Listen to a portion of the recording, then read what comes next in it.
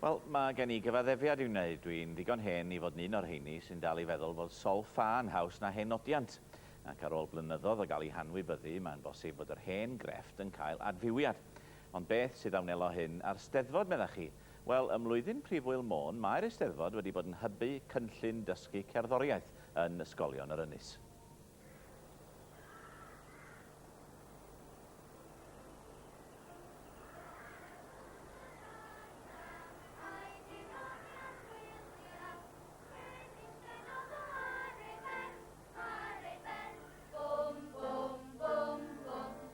Mae yna genhedlaeth goll ymhlith y thrawon yr ysgolion cynradd yn arbennig, sydd falle ddim yn medru rhoi pwyslais ar ddysgu darllen cerddoriaeth a chanu coraw.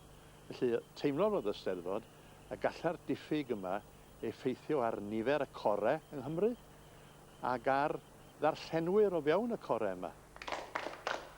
Oedd dros 20 ysgolion i henwa i fewn, a wedyn mi benderfynwyd ar ôl cyfarfod o dan ofal Joan Wyn Hughes, mi benderfynwyd rhannu'r ysgolion rhwng 5 athrawon. Mae yna un athrawes yn gwneud un ysgol, mae'r gweddill ohono ni yn gwneud 5 neu 6 ysgol.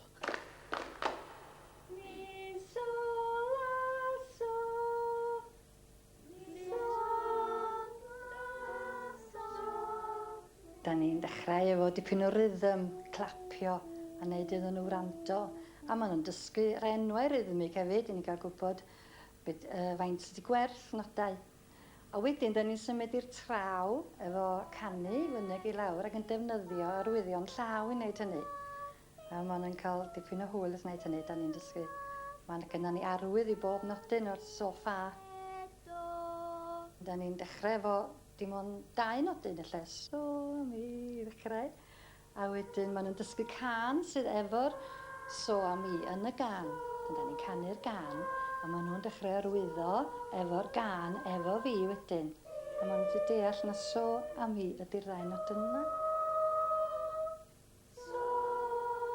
Mae'r plant sy'n rhan o'r cynllun ymdielwan fawr, oherwydd maen nhw'n cael ei dysgu gan y thrawon profiadol bwdbydig.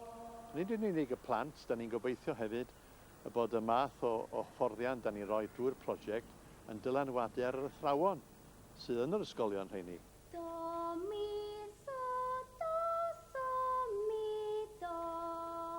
Glwys i ddiweddar am enghraifft yn rhywle o fam a'i merch fach.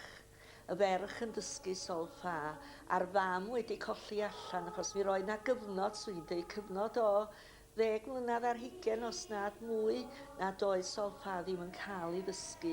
A mi benderfynodd y fam fynd efo'r ferch i'r dosbarthiadau solffa. Fydda fi yn canu efo cor y Steddfod a fydda fi yn neud yr arwyddion llaw yn canu Mae hen fod yn hadau a mynd dro drot efo Mrs Edwards. Dwi fi ddim yn hoffi music cyn ni fe ddysgu efo Mrs Edwards. Beth dwi'n hau ydi wneud yr arwyddion gyda'r dwylo a canu'r nodau. Os da chi'n wedi wneud offeryn, mae'n hawsach, ond allech chi ddysgu o'n hawdd a llawer a llefyd. Da ni'n cael dipyn o hwyl yn dan.